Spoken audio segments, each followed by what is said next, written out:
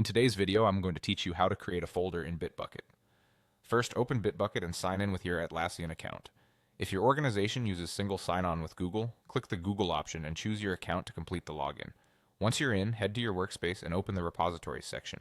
From there, select the repository where you want to add the new folder.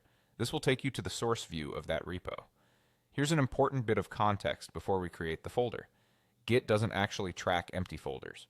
That means the way to create a folder is to create a file and place it inside a path that includes the folder name.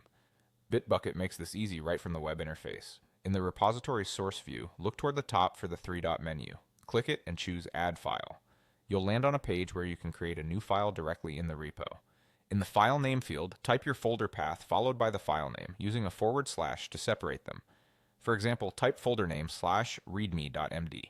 That / tells Bitbucket to create the folder called folder name and put readme.md inside it.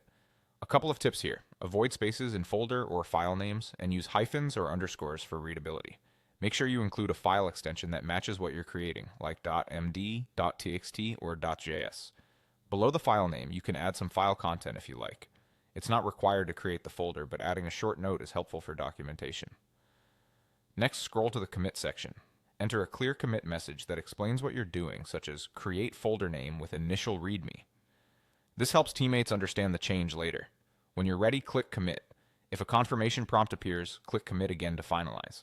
By default, Bitbucket commits to your repository's main branch, but if your workflow requires a different branch, double-check the target before committing. Now go back to the source view of the repository.